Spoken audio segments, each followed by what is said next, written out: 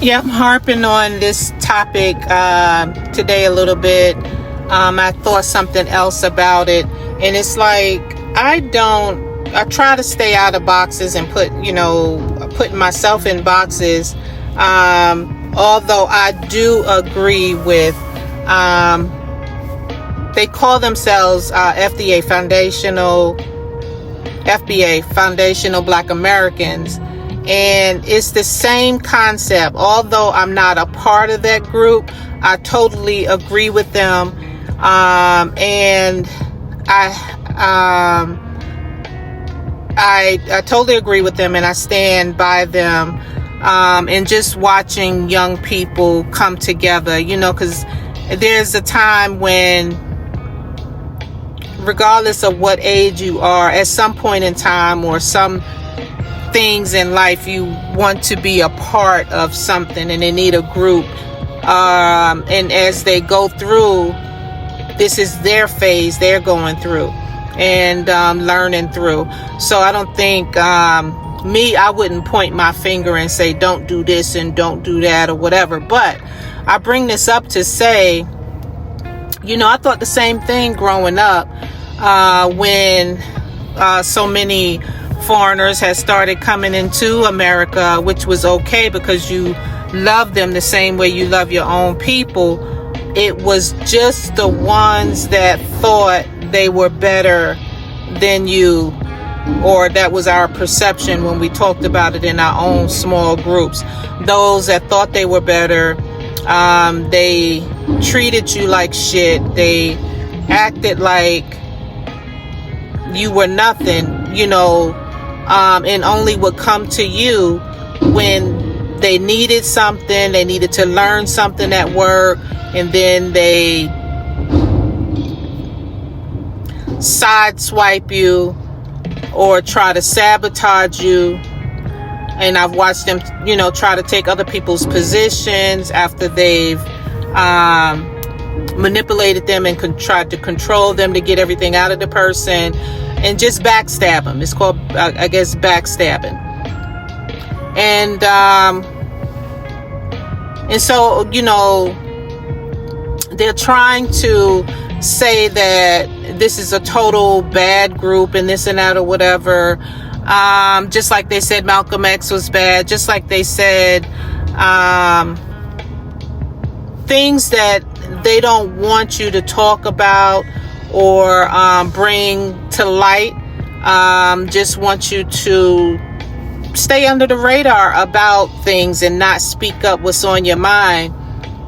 I feel as though this is definitely one of those situations, because this is something that Black Americans that I lived with and come through with knew this already. How the hate was, and how the dismissive of who we were, and how the destiny, they call it destiny swap, the copying and cosplaying and all these other words is like trying to take your identity and then want you to build them up and geese them up and praise them up, and sweep you under the carpet somewhere, or take their foot and stomp the mess out of you like you're nothing. And so I get it. I totally get it. Although I'm not a part of the group, I definitely 100% stand by them, because it's just the same thing that we went through when we were younger, and they're learning more, and it's good that everyone is learning about a lot of people are learning about narcissistic behaviors, gaslighting, dismissive behaviors, toxic behaviors. And this is exactly what they're trying to, and they are conveying. And it's like being in an intimate relationship, an intimate narcissistic relationship, or a narcissistic relationship that is in the workplace, a toxic relationship with your neighbors, or toxic narcissistic relationships within the family system. It's the same thing. They gaslight when you try to leave and try to separate yourself, or try to find out who you are again. they don't like that, because it's like, now you're learning who you are. You already know who you are, but in a sense, you're learning who you are. You're vocalizing who you are. You're standing up for who you are. And they feel threatened. It's like you need to not love yourself, but continue to build them up so that they can feel good about themselves. Something like that. So,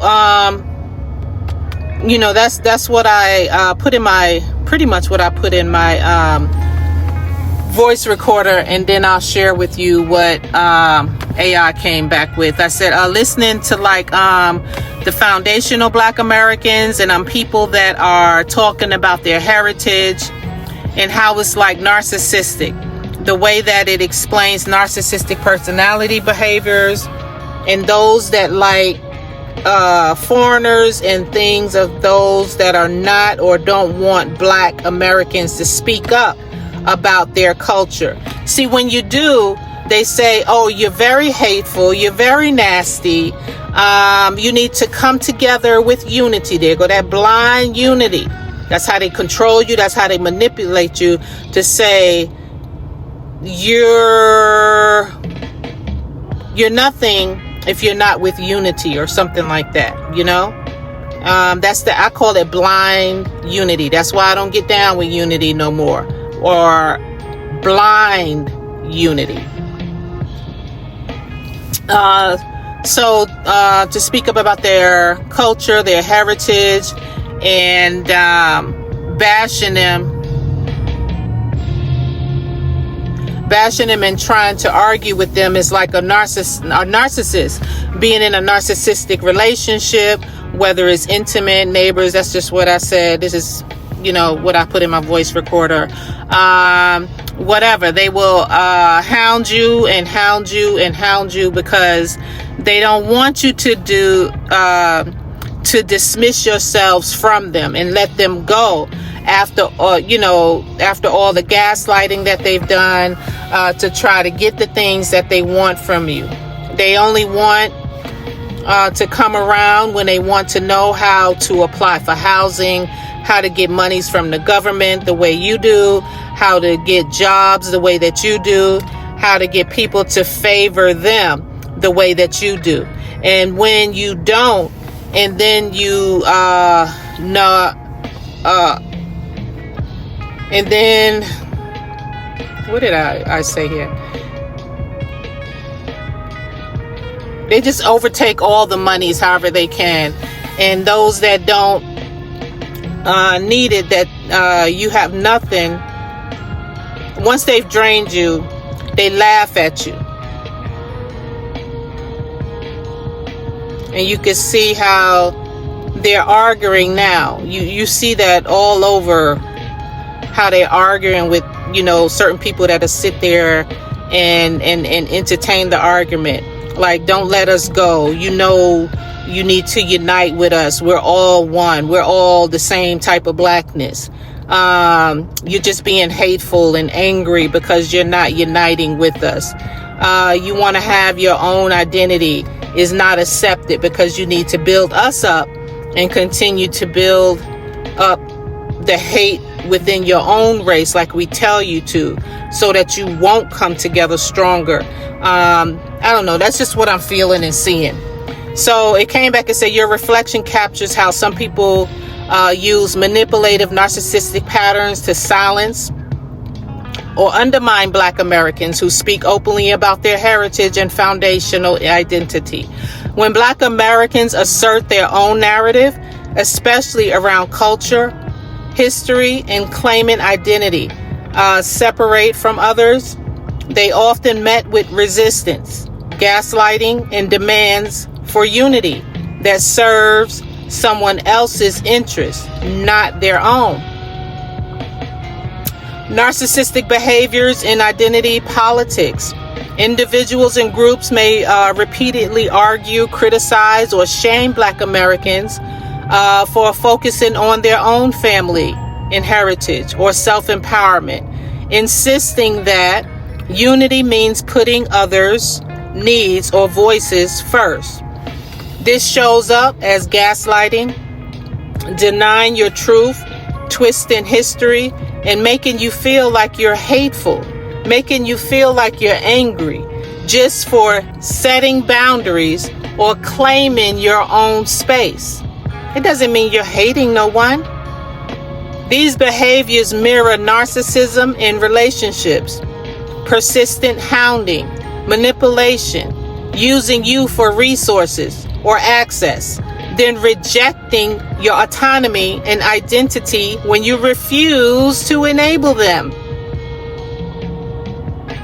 Resource exploitation and social favor. You've noticed some people only show up when they want information, opportunities, or help accessing what foundational Black Americans have fought for, such as jobs, housing, or government aid. When Black Americans try to protect their resources or limit their access, they can be accused of divisiveness, selfishness, or lacking empathy. Tactics designed to sustain exploitation and prevent collective self-strengthening. Speaking up and setting boundaries. The push to undermine your unity and identity is a form of control.